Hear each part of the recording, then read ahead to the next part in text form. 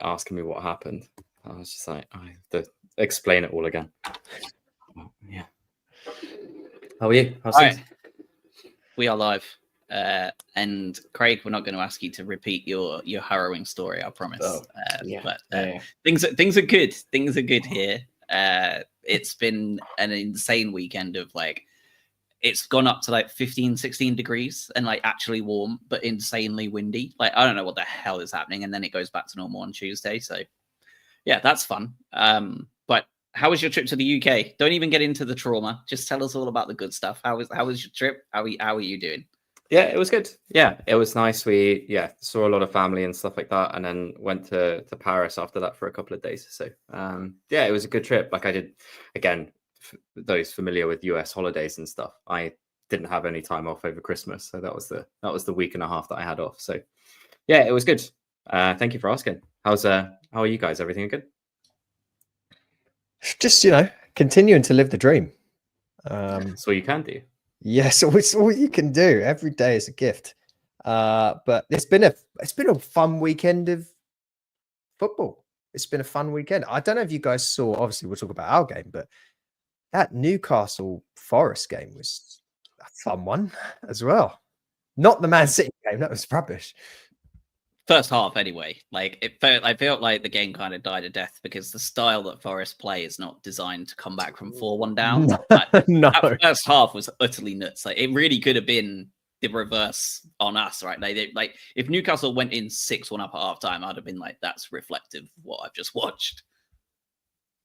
Yeah, they as soon as the Forest goal went in, I was like, how do they always do this? How do they always get the first goal? And you could just envisage them just getting that and then saying, you know what? All right, come and try and score. And Newcastle spend 90 minutes doing nothing or however long it would have been. And turns out, no, there's just going to be a barrage of deflected goals and penalties that happen. So, weird table now as well. Weird Premier League table.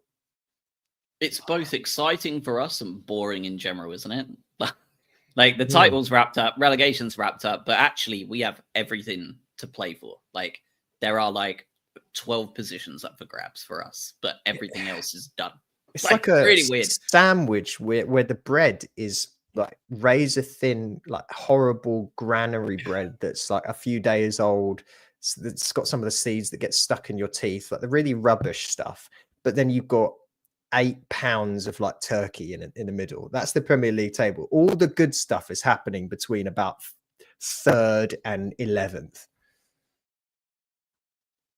It's the opposite of what normally happens, isn't it? So normally you're sort of middle of the pack and you go, what are we playing for? A meatless granary, like meatless white loaf. Yeah. I mean, we're on a bit of a win streak here, fellas. I love that when we get really positive, we inevitably shit the bed. So we're gonna go wholeheartedly into the positives and watch ourselves end up be sad in the next two episodes. But I mean, we've come off the back of that Forest defeat, and honestly, if anything, it's worked out better for us than them, hasn't it? They've lost 2 and got took to extra time by Exeter and penalties by Exeter in the cup. And since then, we've won 3 on the bounce to Chelsea twice. And doing the double over any team in a week is incredibly difficult, right? So it's just absolutely mental, really. We've got a Spurs fan in the chat saying that Spurs could be part of the meat. You're the spoiled part, I'm afraid. Look, man, you are the part that's like definitely going off a little bit. I feel bad I do genuinely feel bad for Spurs.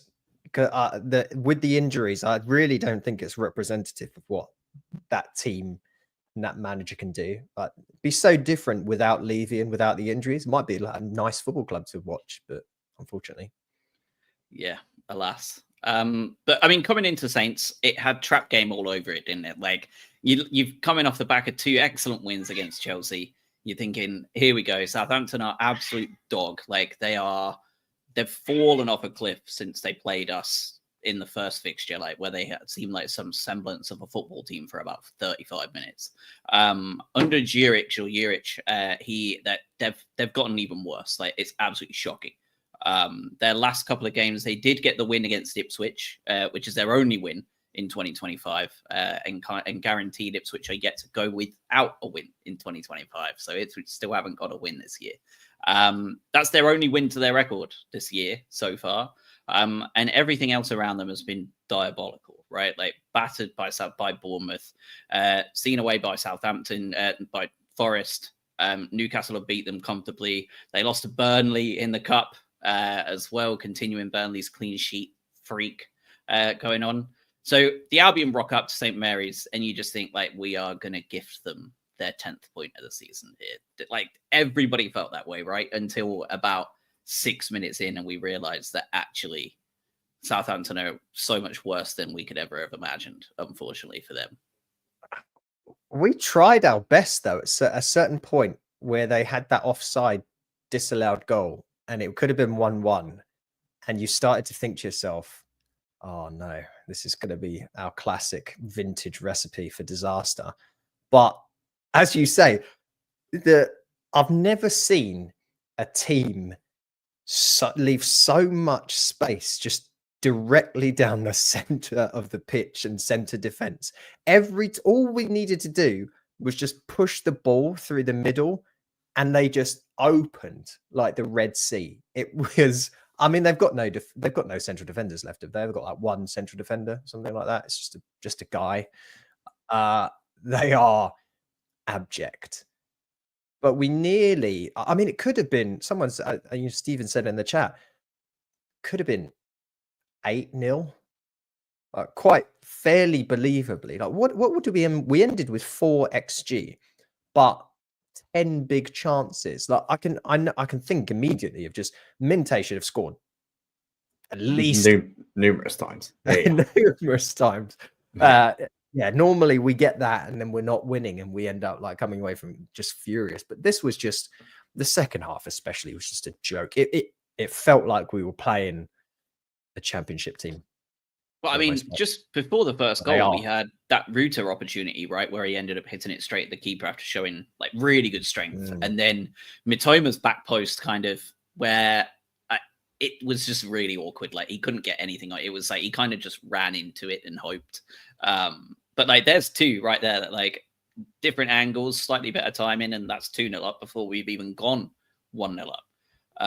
The first goal was a little bit fortunate as well, which is so funny given how crap they were, because it was just a bit of pinball just inside their final third that ended up breaking through to Pedro. I think it was Ruter's touch in the end that put him through.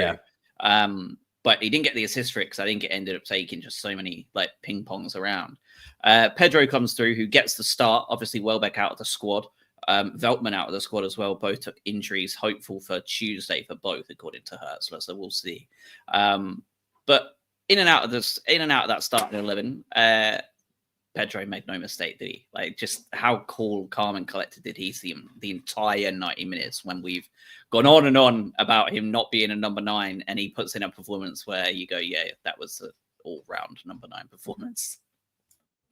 He's very good with Ruter, isn't he? I think they both play each other off very, very well. I think, yeah, he was really good. I think the finish is just the finish, right? Like it's as cool as you like. But yeah, I thought after the Ruter and the Mitoma chances, you go, right, we should be 2-0 up. This is going to be one of those days. Because again, it's just like the most trap game you could possibly think of. And I was like, right, this is going to be it for 85 minutes. And then we'll somehow mess this up.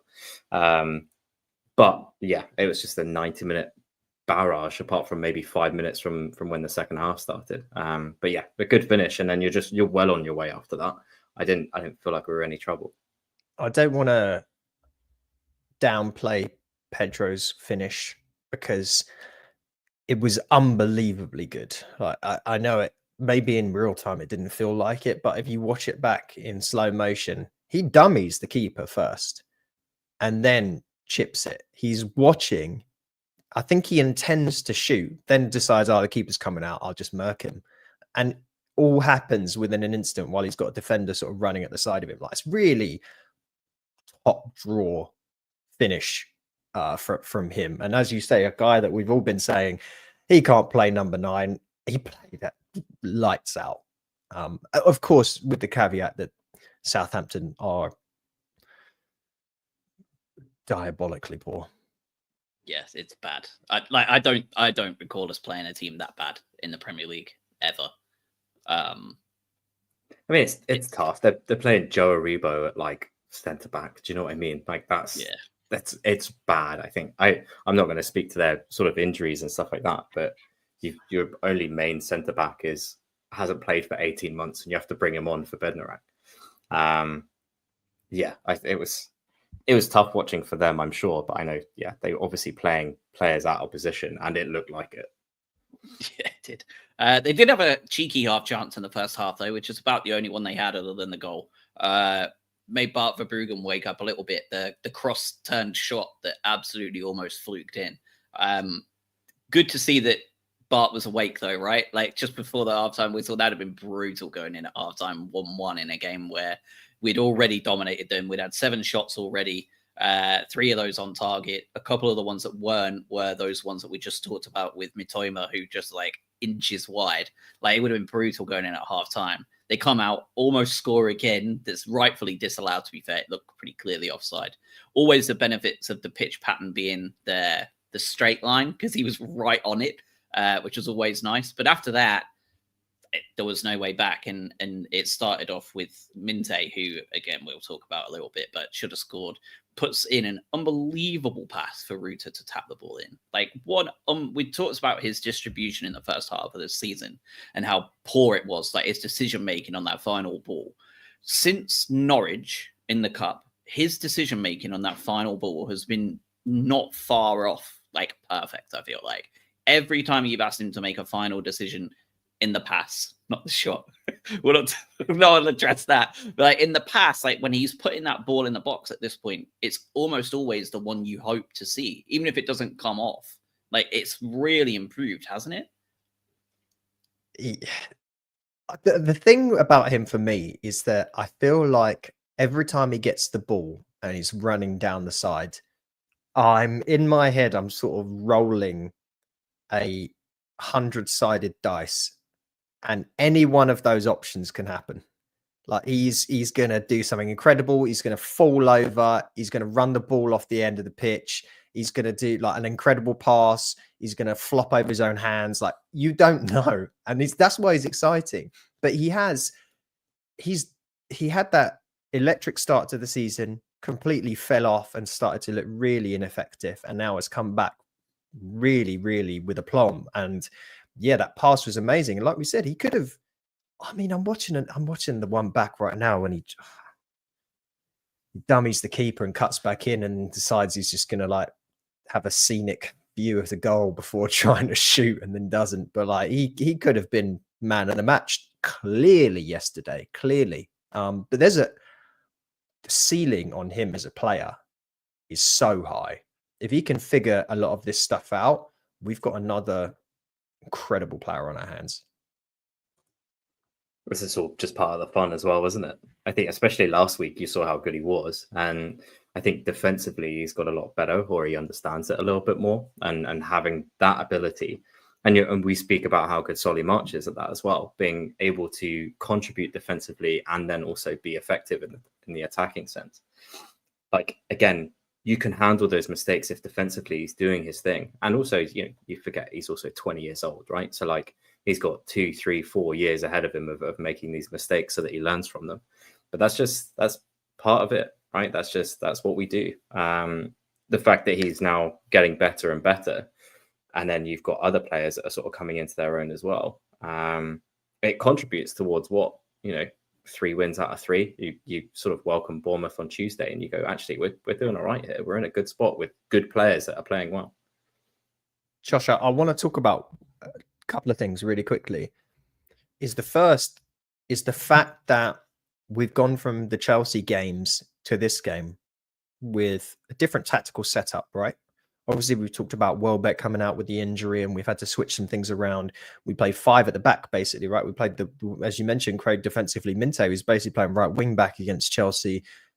Against Southampton, we switched to the more traditional sort of 4-2-3-1, which we've been playing for quite a while at this point. You've also then brought in guys like Webster over the last couple of games, and then Hinshelwood has been back. So the tactical piece for me first is that we're seeing these players and the manager adapt to what is in front of them and being able to put on a different spin to different games rather than just roll out the same thing and just hope we win. And Hinshelwood, for me, I know there's a lot of people talking about, and maybe even us to a certain extent, like, where does he fit in when he comes back from injury?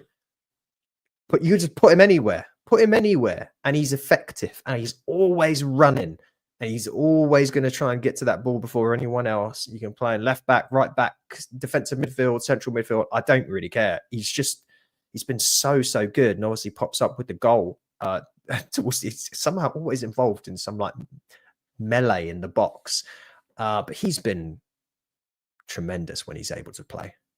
He really is. And like you say, like, it doesn't matter where you put him in, like, he's giving you a 7 out of 10 minimum. Like, and those players are incredibly valuable in any team, right? Like, anyone who can play in a multitude of positions and give you that kind of performance wherever they go, like, it's so rare. And he's so young, and he's English nonetheless, right? So like, that just adds extra money to his bank balance if he's ever going to go anywhere.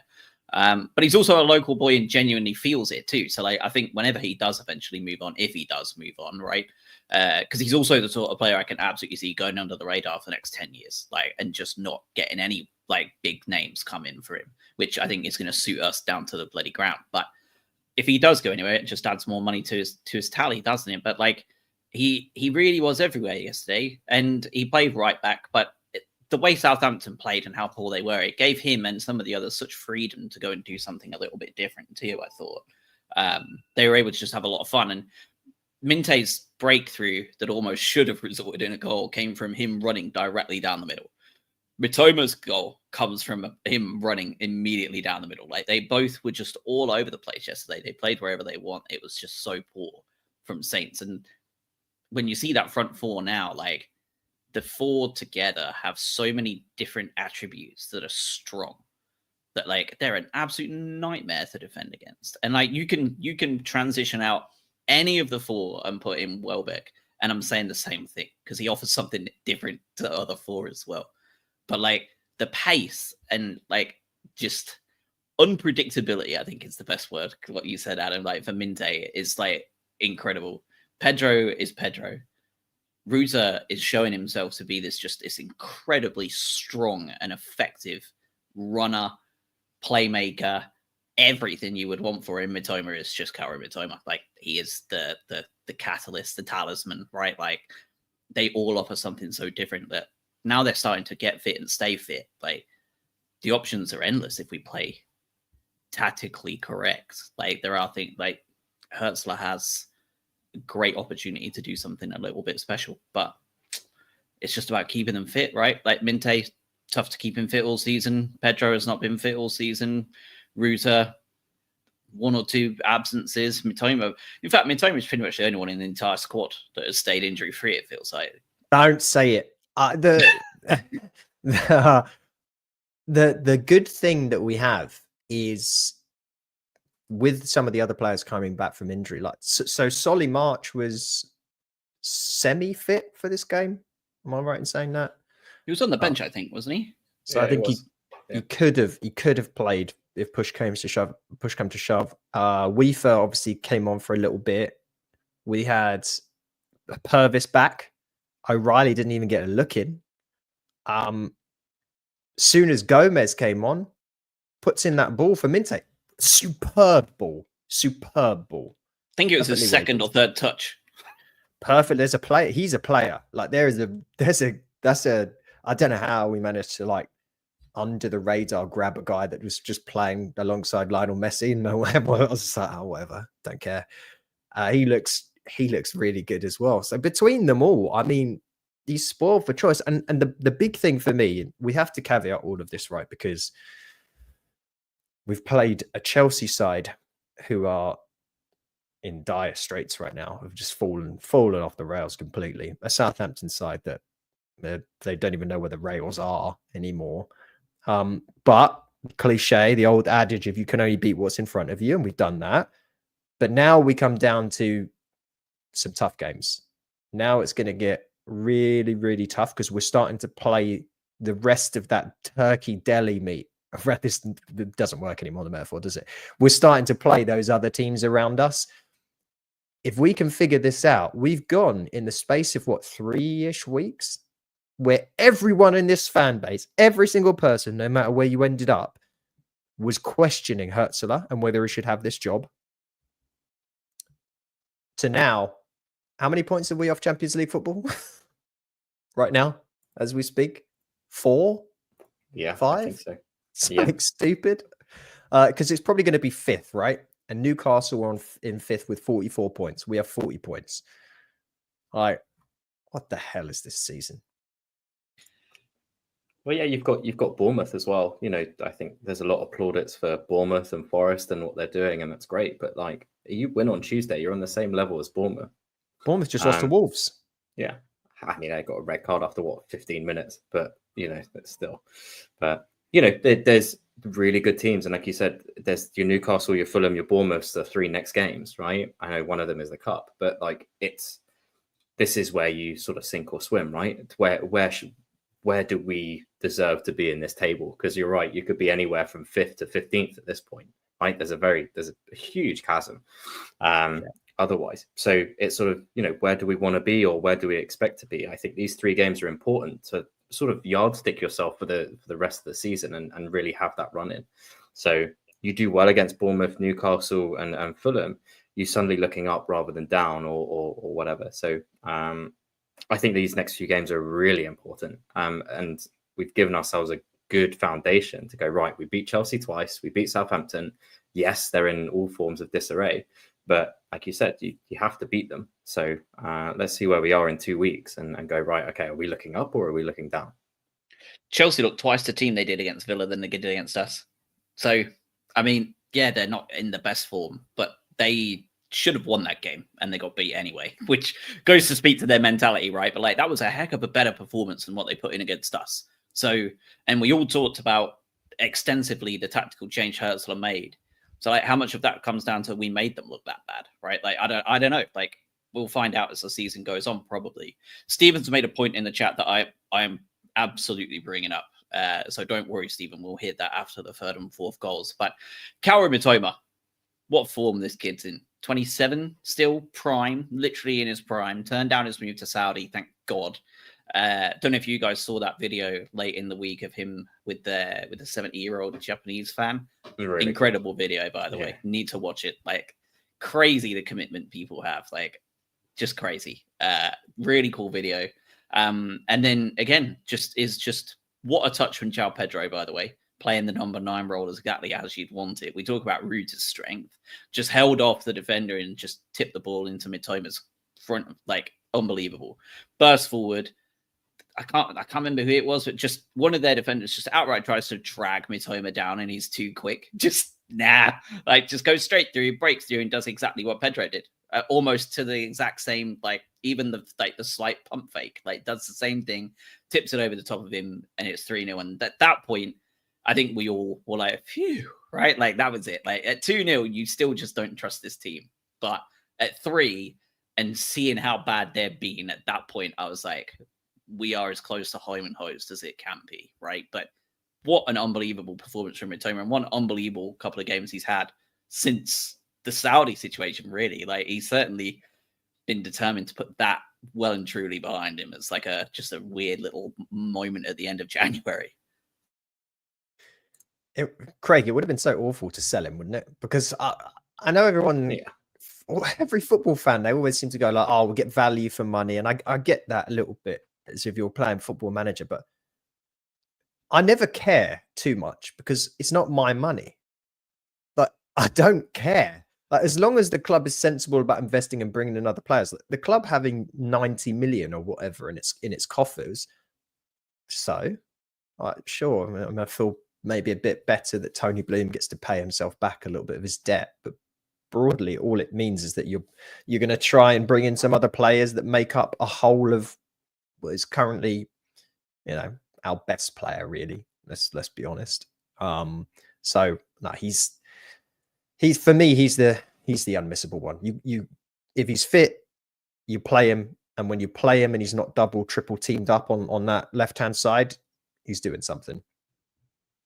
I mean, if you just he's just so fun to watch, and I think he's so important to what we do. I think we've said this in previous weeks as well. Like, if he's not creating something, he's creating some distraction for somebody else to create something. So there's that sort of, it's that form of reputation where it's like we cannot afford to let this guy do anything, because he can create something out of nothing. And it's something that's so rare in this league as well, let alone for us, but just in general, just to have someone that can just pluck something out of the air and be able to finish it. It has to stay, right? And I think you're at 27, right? If you're thinking about it from a business perspective as well, like the commercial side of things, going to Japan, doing all of that sort of stuff, right? Like, even if you do have that money in your coffers, like, of what use is that if you're not able to replace him with another world-class winger, which I think he is. So, there's always a case of, okay, we'll just replace him with someone that, has the potential to be better than them. But I don't think you'll be able to find anything like that for Matoma. And I think that's why it's imperative that he stays. You just have to keep him. From a business sense, it makes sense. From a footballing sense, it makes complete sense. There's no part of me that thinks no. It reminds me a little bit, and Josh, I don't know if you think about this, but when the Spurs fans back in the day talking about selling Bale, and they were like, well, look, we could buy 5 players with the Bale money. Yeah. Yeah, those 5 were all right, weren't they? Yeah, I think you want Bale back, right? Yeah, it's not the way, it's not like we go out and would splash that much. We buy like 4 different players that we were going to buy anyway. So I don't know. But the fact now that we do have Minte on that right-hand side that provides you with a massive other amount of danger means that right centre back of the opposition team can't just then completely stick out onto Mitoma and give the right back more help, because then what happens is you create that massive gap in the middle and you've got more space for Russo and João Pedro to move through. So having someone on the right wing that is a threat is massive now. But I feel like everyone over the last few games has been performing above and beyond where they had been prior to that point. No, I know it's obvious to state this, right, because we've won the games. But the performance difference between what we saw out of the Forest game and even the games prior to that, let's be honest, we all were saying we've not been that great prior to Forest for quite a while. Suddenly, after Hertzler did his weird voodoo thing at the training ground with the fire and stuff, it's a different mentality, different group of players and mindsets entirely. And that is the Forest game had to happen. Because I think we might have just stumbled along. If we'd have lost that game 1-0, 2-1, we'd have just continued to be the same team. And that wasn't an impressive team prior to that point. I'd rather it have been like 5, though, not 7. Oh, we needed the full pain, It's always darkest before the dawn or whatever. Stephen in the chat saying it would be interesting to find out if it was Brighton or Mitoma who turned down the Saudi offer. As far as what I'm aware, in terms of everything I've read online from all the journos and sources that are absolutely being the club's mouthpiece at this point as well, in terms of this particular thing, it sounds like the club never had to make a decision because Mitoma was very, very clear that he had no interest. So I don't think the club had to address the issue. I don't think they had to worry about their finances or anything of the sort.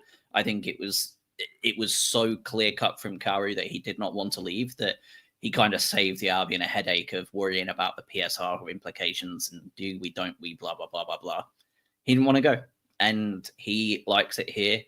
Expressly likes to be in Brighton. He loves it here, and he gets to play in the Premier League. And there are a lot of football players who prefer to play in, respectfully, a real football league and not a plastic, not real football league. I wouldn't call it plastic. It's gold plated over there. True. Yeah. Crude oil.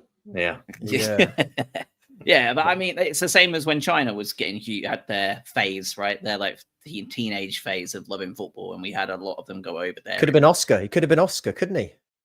Well, I mean, Oscar was sobbing when he retired. There was a handful that went over there and really took to it and loved it. But the reality is most will come home. And Mitoma's not an idiot. He knew that's what would happen. So he stayed. Fellas, we even scored from a corner. Gruder gets himself a cheeky assist as well. Came on playing down the middle, takes the corner, misses everybody, lands on Jack Hinchelwood's face, controlled superbly, and then just smacks it into the bottom corner to make it 4. As you say, Adam, he has an incredible knack that you cannot train in anyone at 19 years old of being in the right place at the right time, doesn't he? Like, just another one where he just pops up out of nowhere, gets hit in the face. He reminds me a little bit of Inigo Calderon, where I think he also scored a goal with his face at one point. I think it was at the Walsall game, but he also had a knack of being in the right place at the right time at random scrappy set pieces. I think he scored like 8-9 goals for the Albion. Every single one was just like, why is he even there? And yet there he was and scoring it. Hinchelwood, 19 years old, and he's doing that all the time. Like, not just a one-off. Like, he bags it. It's 4-0. The game's over. And after that, Minte and Baleba, if it wasn't for Aaron Ramsdale, make it 6 as well. I think it was just before. Baleba should have scored. I think it was just before that. Wasn't that the thing that led just before? Corner? I think that's what the Ramsdale save led to the corner for the goal. Maybe. I knew they were very close together, but at that point it was like a true barrage when you said that word, and that's really what it was at the end there. Yeah, it was. Yeah. Just how good was Aaron Ramsdale yesterday, by the way? Like, I'm half tempted to give him my man of the match, let alone anything else, because without him, like, we truly have made up our entire Forest deficit yesterday if it wasn't for Aaron Ramsdale. Combination of Aaron Ramsdale and Yankuba Minte's sort of lackadaisicalness, that's not a word, in front of goal. But yeah, he was good. But look, you still you don't get to complain about 4-0, right? This was as comfortable as a win as you can get. We don't typically deal in comfortable wins. Everyone listening to this knows that. They're normally very painful wins where you're just sat at the end of the game, rocking back and forth, just hoping for the final whistle to end before we Verbruggen passes to a striker. Like, this was a cakewalk. And not to go too quickly back to the other games, because I know we need to round this out, talk about man of the matches and things like that. But those games that we have coming up that we talked about, they're all within about 4 points of us, the next 4 or 5 league games that we play. So not that we've got like relegation 6 pointers, we've got like European football 6 pointers now. Because it's Man City that we have to play, Villa, Bournemouth, Fulham. Am I right? I think they're in there. And then it's Palace after that.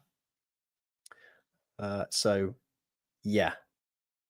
It was at this time last year we lost to Roma. We lost to Wolves in the FA Cup, and we lost to, I can't remember whoever it was in the league that weekend, that essentially knocked us out of every competition and left us slightly too far behind the European chasing spots. So no pressure, Adam, after you just said that. As we roll into that same period here. Well, you know what's a little bit interesting? I really don't want to curse us because that would be not good. But every side looks beatable. Every single side has had slip-ups this year. So you look at Bournemouth, right? We've obviously beaten them. They've been great, but they've had mistakes too. Like they are a beatable team.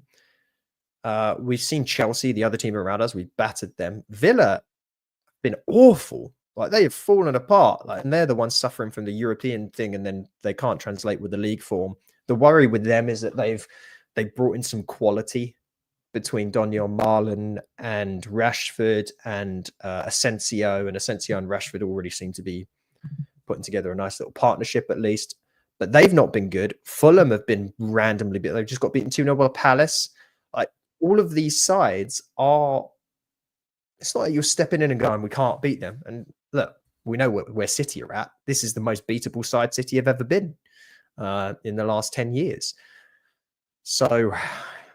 I mean, don't get nosebleeds too quickly, but this could be an exciting end for the season for us. Yeah, I agree. And I think on that note, let's have one well, I've got two depressing things to bring up before we wrap the podcast. But the first one's football based, and Stephen is actually at fault for bringing it up. He wanted to bring up a dour point, which he's mentioned in past shows comments, and we've dabbled in as well over the last 12 months or so, especially after Rome, where things felt it had reached a tipping point with us with the conversations we'd had. Stephen says he thinks Van Hecke and Webster look more comfortable than Dunk in that back line. Doom Ultima, apt name, has stated that every game that Webster has started in the Premier League, we've kept a clean sheet. Craig, the Lewis Dunk conundrum. What's the sitch? For me, I still think he starts if he's fully fit. And I think I was having this conversation yesterday with a few people that obviously the whole Webster situation and him being incredibly good is down to a consistent run of games. And I think we've said this for years when it comes to Adam Webster, is that if you just throw a centre back into the game, you see this sort of rustiness that can come with a centre back partnership that just hasn't had a consistent run of games. We've had so many different partnerships this year when it comes to the centre back pairing with Igor, Van Hecke, Dunk, Webster, Veltman, that really we were struggling with a lack of consistency there. Now that you're seeing Webster and Van Hecke playing multiple games together in a row with a goalkeeper that's starting every game as well, it helps. I think Webster's been great, but when it comes to the Dunk conversation, I still think he goes in instead of Webster. And I do think Dunk and Van Hecke, with a consistent run of games, is probably your best centre-back pairing. It's just Dunk's been so in and out, and Igor got injured, and we've had in and outs with that centre-back pairing, is that it would take a few games for him to get back up to speed. And that's where the issue lies, right? Is that do you sacrifice maybe a couple of games? It's not even as simple as that. But like, do you account for some subpar performances to get him back into on a regular basis? That's the question for me. I think he should start, but it's just how quickly can you get him back up to speed? Okay, give me Duncan Cash in centre back. We'll just go crazy. I mean, Van Hecke's playing every game if you can play him, right? No arguments there. He's starting every single game.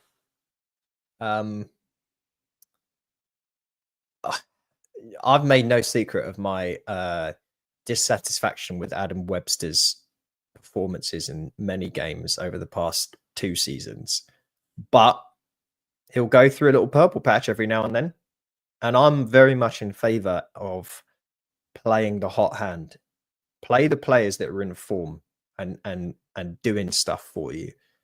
And that's what I'm bringing up old wounds. This is why Southgate always frustrated me, because he always just play the same bloody pitch. Just play the ones that are bad man is gone now. I'm never going to escape it. He appears in my dreams. So I hate to say it, but I think I'd continue. I think I'd continue as is when you've got this much importance in these upcoming games. The exception being is, maybe you're playing against Newcastle, but Newcastle away. Is that a game you want to throw a Lewis Dunk back into, coming back fitness? I don't know if that's the one. I don't want to see him up against Isaac and that crew. So I don't know. I think I would stick personally, but I'm a coward.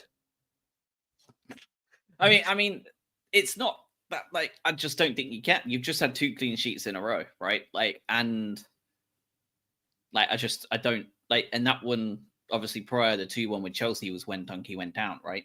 Is that right? Was it that one that he went down in? Sounds right. The first game, and Webster came on for him. Yes, it was halftime.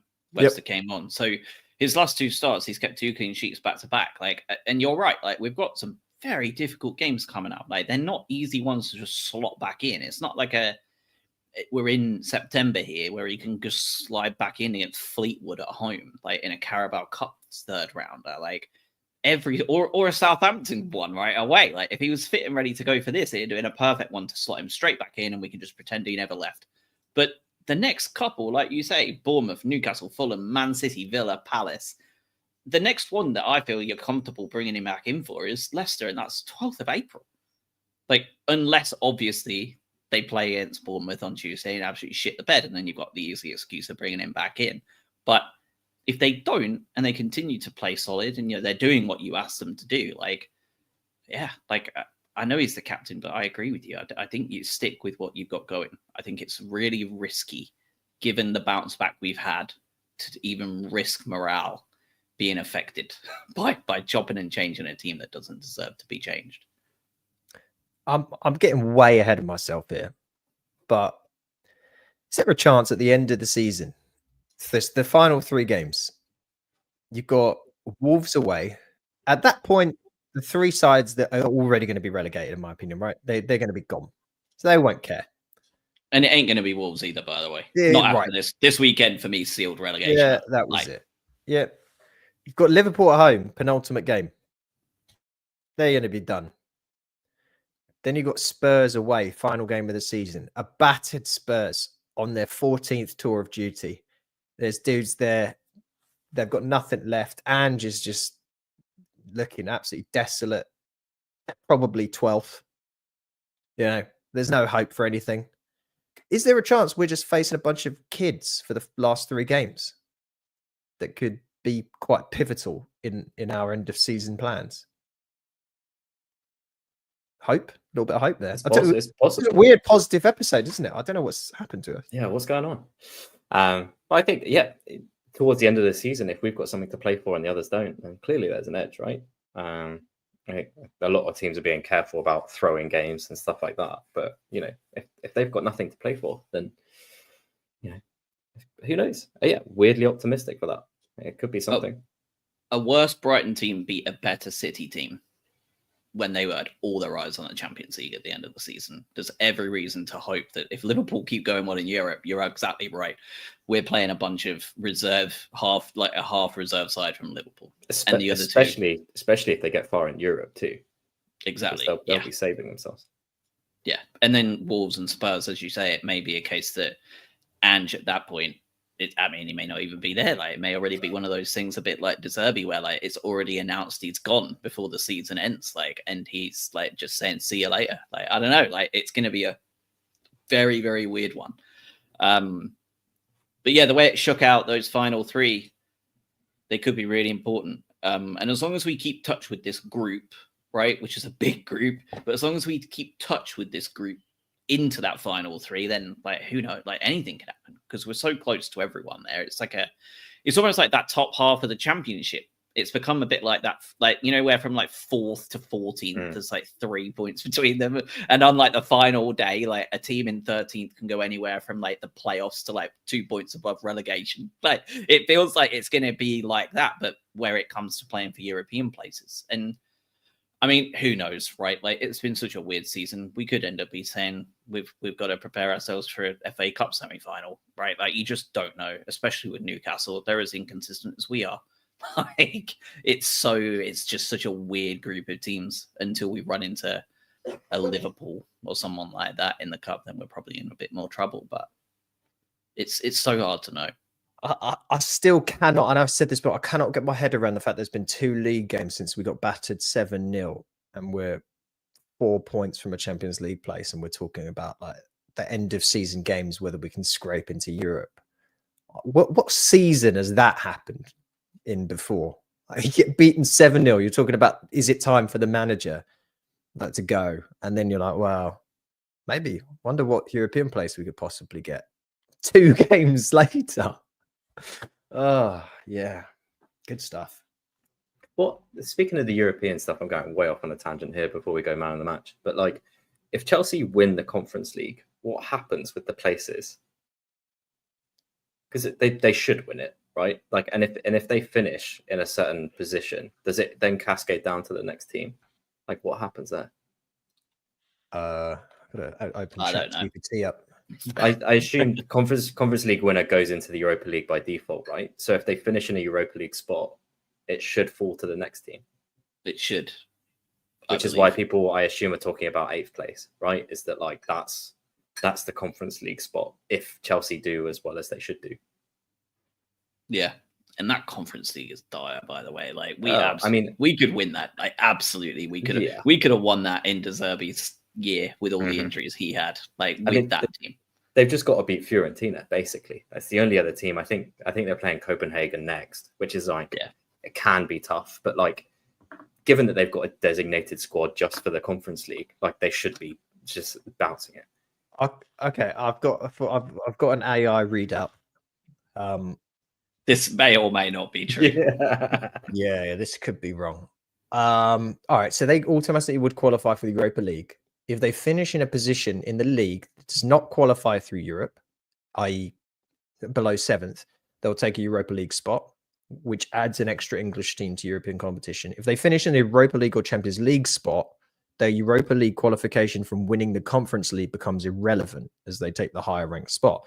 It does not create another spot. The number of English teams in Europe remains capped at 7, unless England benefits from an extra Champions League spot through UEFA's new coefficient system. So that seems to contradict itself. Doesn't mean anything unless they finish 7th, basically. Right. There you go. Maybe. But Nice. we're also, I think we're also leading the coefficient, right? Like, is it us Yes. now? Because Italy have dropped off big time. So, anyway, man of the match. Let's not even worry about it. We're gonna get beat in the next 3, and we're gonna finish 12th. Yeah. What a waste of time this conversation is. Let's talk man of the match. There's honestly so many correct answers here. There's very rare that we have like literally half the team, and we'll all just nod along and go, "Fair enough, I respect that." So we'll start with you, Craig. Welcome back after a couple of weeks on your jollies. Who you got for your man of the match? Yeah. I don't know. I think he's been so good for a while. I'm going to go for Jorginho Ruta. Just because I thought his running, his defensive abilities, he's everywhere, like a little terrier. Gets another goal as well. Just does so much for the team that I don't think people really realize just how good he is and how good he's getting. So yeah, it's Ruta for me. Like you said, there's really no wrong answer this week, but I just keep giving Ruta his flowers because he just keeps getting better. I don't even know who it is. Like everyone was quite good, right? I thought I really did, and there's no statistical analysis going into this, but I was really impressed with João Pedro, especially after there was a lot of people, maybe us included, talking about how you got to bench João Pedro because you have to play Welbeck if he's fit, you have to play Ruta based on his current form, Mitoma, so on and so forth. So everyone was talking about, well, maybe we don't play Pedro, and then Pedro comes in as an absolute masterclass, essentially out of position. So I'll give it to him just for that. Yeah, I think I'm going with João Pedro as well. Just because he's came in, been asked to play, slot straight in, and he did everything we all worried that he wasn't quite like made for, and did everything that he was asked to do. His assist was like just like perfect number 9 hold up play, and his goal was absolutely filthy. And I thought he played really well. Stephen in the chat saying Ramsdale. Honestly, like if one of us would have said that, I wouldn't have even blinked because it was such an outrageous performance for a team that got dicked 4-0 that like, oh, I wouldn't have even like been like, yeah, fair enough, it's ridiculous. So it's just one of those things, isn't it? But what a complete performance. And it becomes a very quick turnaround with Bournemouth at home. And what a chance to show that it's not a fluke, right? Like in terms of changes for the team going into Tuesday, what are you expecting? What are you hoping to see? I want Veltman back. Really, I think I always feel better when Veltman's playing. If Hinshelwood stays at right back, fantastic. Like I don't think I'm going to begrudge that after yesterday as well. But if Welbeck is back, does he come back in? Probably not, given what we saw yesterday. But I think just some stability against a good Bournemouth team with good wingers, I think Veltman will probably be a good shout. Otherwise, like, what do you argue that you change after 3 performances like this? Well, when we beat them at their place, it was Veltman at right back, Van Hecker and Igor centre backs with Estupinian left back. You were playing Ayari, Baleba, Mitoma, Pedro, Ruta, and Welbeck.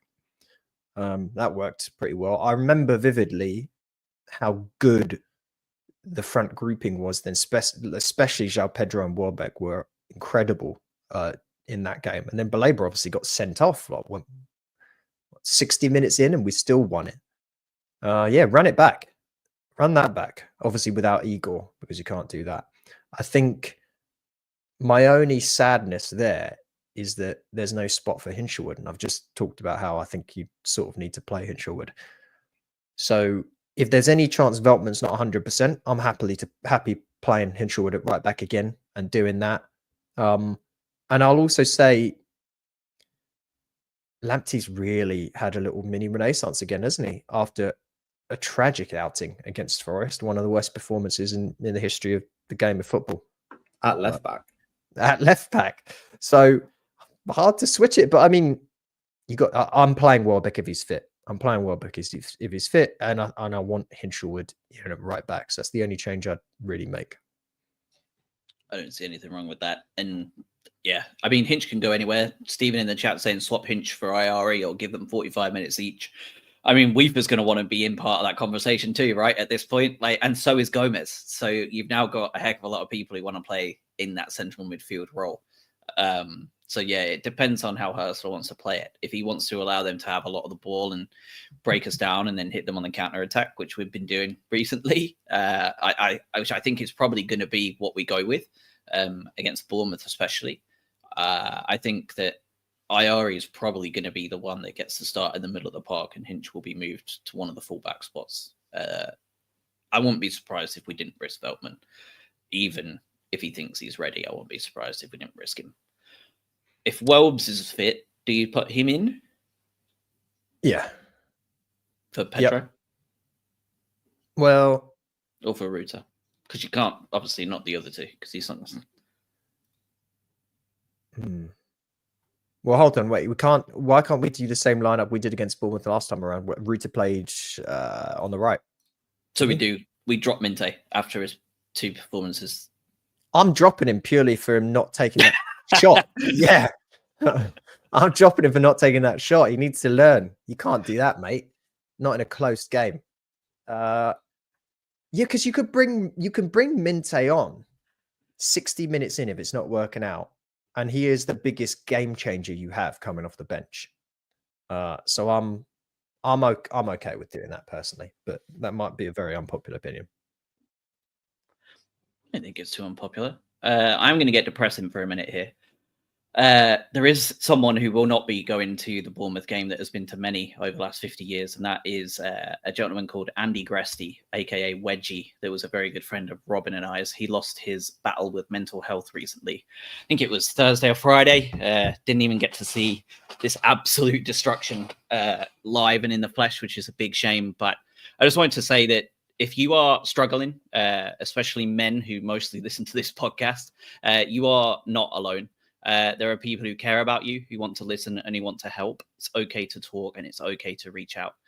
If you know someone who's going through a tough time, check in on them. Even if you don't think they're going through a tough time, just check in on your friends. It's fine. Like it's not weird to do.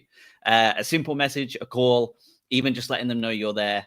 It can make all the difference. There's always hope, even when it doesn't feel like it. And there's always someone willing to listen. If you need support, please do not hesitate to reach out to a friend, family member, mental health professional, your favorite podcast, whatever you want to do. You know where people are, and let's just look out for each other.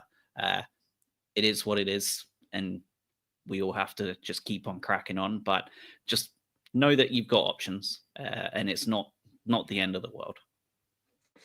Yeah, agreed. Rest in peace to him. Moving on, we do have to. Because we don't want to keep it too depressing for too long. We have had some wild results this weekend already. West Ham beating Arsenal 1-0 away. That makes Graham Potter one of the most successful managers at the Emirates now. No Evan Ferguson, though, making a huge impact yet. Didn't even play, I think. I think he came on again as a sub really late. I think he got 10 minutes, yeah. Yeah. Do we think he's going to be coming on? Do we think he's it's a slower start than I expected? I thought Evan would be pretty much straight in there with the fact that they have, no strikers available to them. Bit of a weird thing, isn't it? It's just a bit odd to me. Who was playing up top for them? Jared Bowen and Kudus, 2 wingers. Both they're not playing with a 9. No. So it's very odd that Evan Ferguson went there in the first place. If Graham Potter is insistent on playing what is essentially a 4-3-3 with no recognised target man or striker. Well, this was away to Arsenal, so he might have just said, "We're going to play a deep false 9 here." He went 5-3-2. I think. Yeah, he went as defensive as you can. Let's see what's their next couple of games. I think we'll probably get a more true representation of what the rest of the season will look like based on how home to Leicester next. Yeah, like he's going to play then. A lot of minutes, He'll right? play then. He'll play then. Yeah, Gotta be. We'll see that. Yeah. I've got an important update for you. I've been grilling ChatGPT a little bit because it was trying to get out of my questions, and I got a bit annoyed with it. So I've backed it into a corner, which is always a good thing to do. And I asked it for a percentage chance of us making Europe on the current situation. And does it even know the current situation? Like, yeah, no, it's fully up to date. It's shown me a table. Everything's up to date, even including the game that just concluded an hour ago. Everything's there, and it's got some decent analysis here. It's also concluded that we are on course to secure an additional Champions League spot because of the coefficient. So it gives us a percentage chance, if there are 8 spots available for Europe, of about 50 to 60% European qualification at this current moment. However, if you start to then, I pushed it a little bit more, and it dropped it to about 40 to 50% when it took into account some more competitive outlook and the upcoming run of games. So it's a coin flip according to the machines that are going to take over, that we make Europe this year. So more great analysis next time from us. Essentially, your answer was maybe after all that. Yeah, but that's the beautiful game, isn't it? Thank you, Paul Merson. We will be back. It's more as Michael Owenism, really, isn't it? What's some of the stupid stuff he's come out with? Like, if a team scores, they normally win. If the team wins, they got to score. Christ. Well, we aren't getting any. That's what you pay. Yeah, that's what you pay so much for. That sort of just groundbreaking analysis, isn't it? You are getting, listeners, precisely what you pay for this podcast in terms of value. The square root of F-ball. Yeah. Moving on to Tuesday, obviously at home to Bournemouth. There are some big games as well going on around the league. Forest, Arsenal, Spurs, Man City, 2 big ones. Manchester United, Ipswich at the bottom of the table. That'll be a fun one. Liverpool, Newcastle is a big one as well. There's a lot of juicy fixtures. Do we know why this is a midweek game? Is it because they are playing the FA Cup on the weekend this time around, as opposed to the other way? It's the Cup at the weekend, isn't it? They're trying to jam fixtures either side. Because last year it was midweek was the Cup, right? Because Wolves was a Wednesday night, and then we played in the league on the Saturday instead. So I guess they've just changed it this way this time around. It's a good FA Cup draw, and maybe that. I think, but maybe that's why. I wonder how many fans will have go up to Newcastle, because it's a horrid one, isn't it? That one. It is on a Sunday though, and I think there are. I know it sounds awful to say. I think there are quite a lot of very cheap flights from London to Newcastle on that Saturday night, and I think that a lot of Albion fans have took a hold of that. Seagulls Travel, which does a fantastic job. I could think of nothing worse than being on a coach for 8.5 hours, especially if we lost on the way home. But they do a fantastic job. I think they're booking out pretty hard. And it's Newcastle, right? It's a fantastic night out by all accounts. I think a lot are going to stay over the night before and just make a weekend of it. I think we'll do all right in terms of attendance. Do you know what? Fill the space. I'll see what the tickets look like. No pressure. Well, I've already done. I've gone into AI analysis of our league. I've got nothing left to give. I've ad-libbed everything I have. Craig, you got anything good? You got a joke or anything? No, not at all. No, we can edit this, right? We do editing. Yeah, do we do editing? Should we cut this? Yeah. There are 143 seats left of whatever has been allocated so far. Wow. So, I would imagine we're probably taking a couple. We're probably taking a couple of thousand already. So it's been on general sale for 3 or 4. I think it was Friday it went on general sale. So I think they've sold pretty well, actually. And Newcastle usually does, because it is a great city to go to. So I think that's always helpful. I think if it was Carlisle, I don't think you'd see as many button to go up there. So yeah, I think that about wraps it. We'll be back next weekend, barring like some insanity midweek. Like if we get dicked 7-0 again, just for the fact that we had more views than ever before and people wanting to point and laugh at us online, we'll probably do that again and be your lol cow. But if otherwise, as long as nothing mental happens midweek, we will be back next weekend to discuss Bournemouth at home, Newcastle away, FA Cup run, will we, won't we? And the first of our 2 or 3 really big European 6-pointers, which I think is a great terminology of putting it out there, Adam. So we'll use that. Perfect. That actually wasn't from the AI. See, you need the artistic genius of the human mind. You really do. For now. All right. We'll see you guys next week. Have a wonderful week, and hopefully it will be punctuated with a couple of wins. Cool. Thanks all. Cheers all.